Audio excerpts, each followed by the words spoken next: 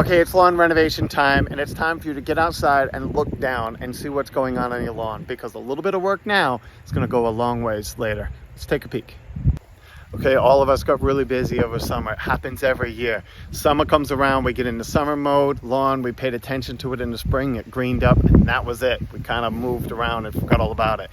Now, all of a sudden, we start looking down again. Summer's winding down, maybe you're having Labor Day parties, but we're looking down and we start looking at the lawn and saying, oh no, what happened? And I'll deal with it in the spring. That's the last thing you want to do. Fall is the absolute best time of year to renovate a lawn. The air is cooling off at night, the dew is heavy, it's going to help germinate the grass seed. Mother Nature that has warmed the soil, so it's going to be great for root development of that grass, but more importantly, the weeds are not typically germinating, at least not the noxious ones. The clovers, the crabgrass, a lot of the weeds are not going to sprout in the fall. They need to go through a winter period before they're going to germinate. So all this work, if you have to renovate patches in your lawn, now's the time you want to do it, because not only are the conditions perfect, but that baby grass is going to have the growing season in the fall to establish its roots, and then it's going to have next spring to establish its roots before it goes through the heat and drought of next summer. So get out there and pay attention, because right now this is what I'm seeing all over the place.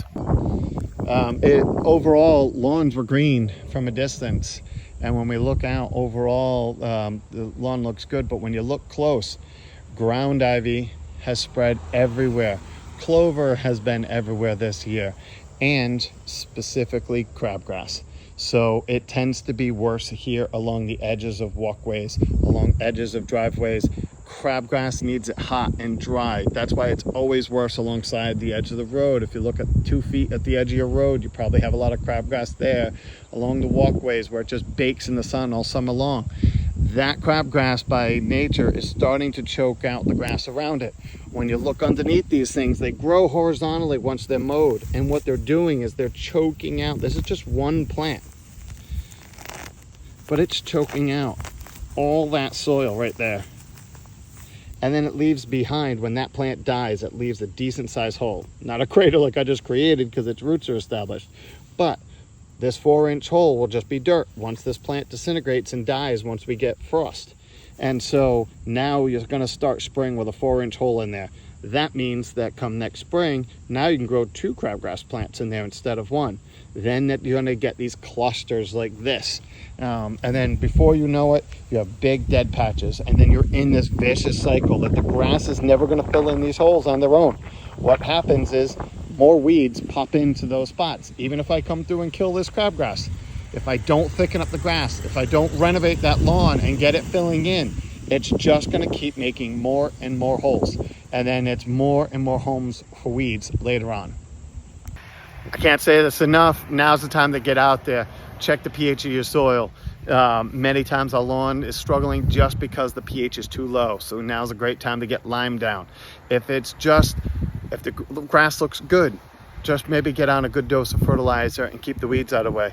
But this lawn was taken care of for 2 years. They stopped for a season or 2, and the next thing you know, the clover and the ground ivy, some of the noxious weeds that just spread rapidly, have just taken over. So now they're back at it again. It is better, in my experience, to do a little bit of preventative on your lawns. Now, not everybody needs a golf course, but if you get out there and just do a little bit of prevention and use the right chemicals in the right amount in small doses, we can prevent major things, because now this lawn is going to need to be sprayed in order to eradicate these weeds. There's no, in my experience, no good organic or natural weed killers to get rid of a lawn. Some of these perennial noxious weeds. So therefore, you have to go through, use the right chemical in the right dose, eradicate it, and then focus on thickening up your lawn so you can avoid these weed problems. And so it's just one of the downfalls to having a good looking lawn. If not, I have gone out there and had 30,000 square feet of lawn eaten up by grubs, and that's going to be the next conversation that's going to be happening. Grubs are going to start to germinate anytime now. And so if you have neglected your lawn, you want to be paying attention. Do some preventative treatments now so that you can clean them. We'll talk about grubs another day. That's a whole nother conversation. But get out there and at least start with taking a look at your lawn, zap the weeds back, and let the grass start to thicken up to prevent weeds in the future. Hope that helps. Take care.